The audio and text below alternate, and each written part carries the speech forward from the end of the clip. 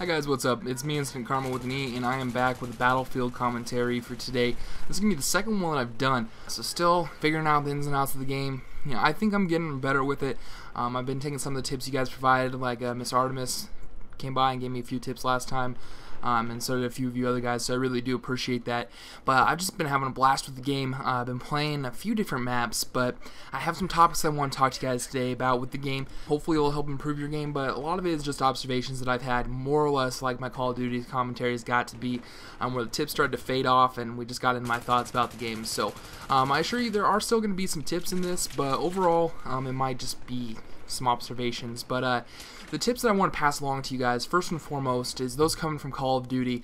There's one thing that Artemis told me, and you really need to take into account that this is a much slower game, more so than some of the other shooters you played. You know, Call of Duty is very fast. It's you die and you're back in the action in a matter of seconds. But with this here in Battlefield, you got to take your game a lot more slower and play with your team.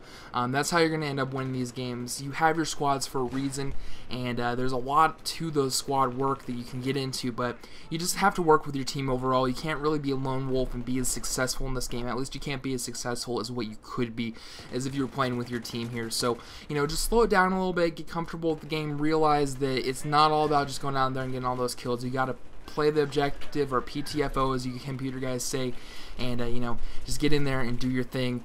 But don't always just rush about. Make sure you're tactical with this, because this is a very tactical game, more sophisticated, if you will. You know, people slow down and play the game, and you know, they don't just go in there for the kills, the kill streaks, all that kind of stuff, and have it go really fast. And you can kind of see that first and foremost with the way the maps are laid out. They're gigantic maps, and it kind of helps with that playstyle. You know, you can't be going from one end of the map to another in a matter of seconds. It's a matter of minutes now. And so it's something to get used to. So if you Call of Duty guys aren't getting it right off the bat, you know, just slow that game down.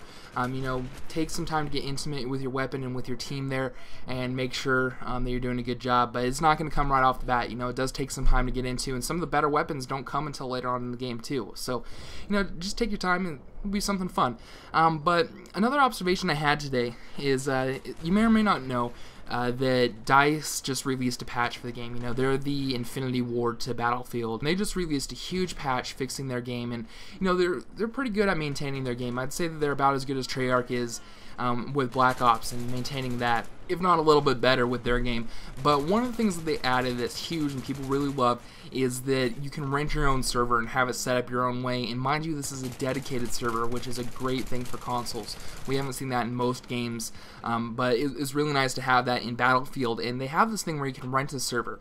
And I've been playing around on those. This is an Operation Metro game, and this is one of the maps I play a lot.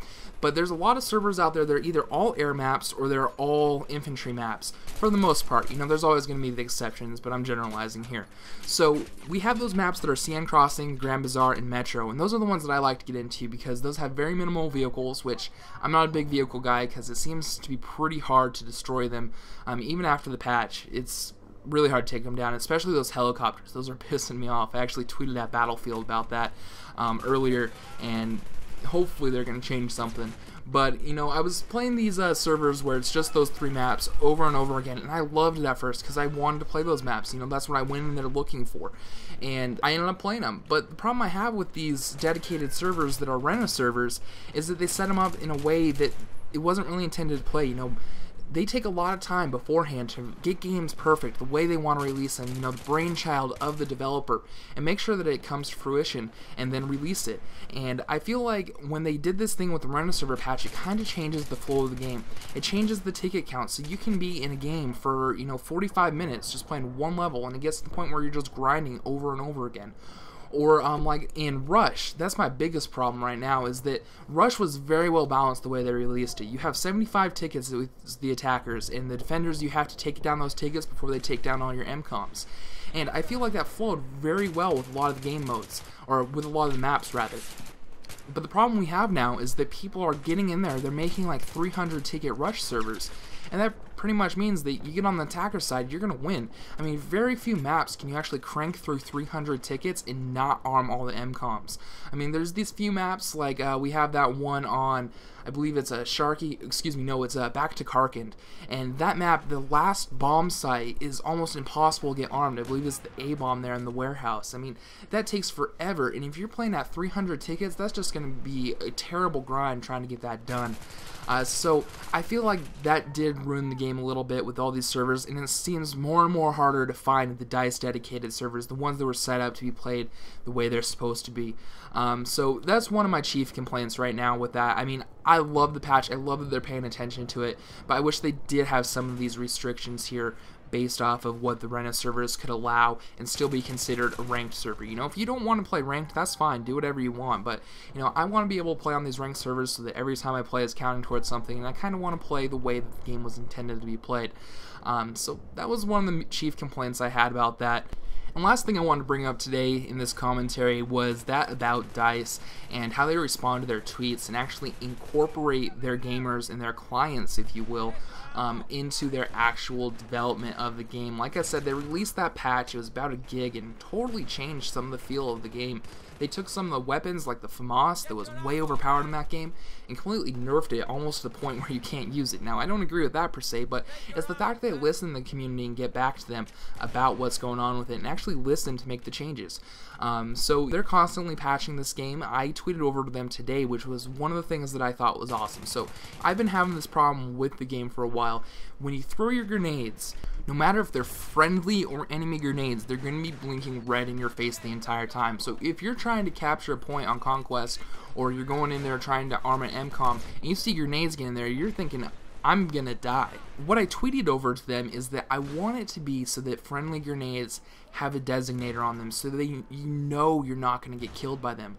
And my recommendation was, what you can do is go ahead and make it so that enemy grenades blink red and friendly ones blink green. I don't feel like that would be that hard of a thing to change in the game. Just go into the source code and you change it so that instead of having it be a red color designated as a green one. So hopefully we'll see something there. The cool part about that is I submitted my recommendation to them and they got back to me like within a matter of minutes. They're like, we'll go ahead and submit this and pass it along to the team so that they know your recommendation is here and that they can put it into effect, hopefully. You know, if they just deem it necessary, they'll be able to put it into effect. And I feel like if I were to tweet over at when 402 was in charge, or Infinity Ward, anybody over there right now, if I were to try to do something like that, I'd just be sending messages off into the abyss.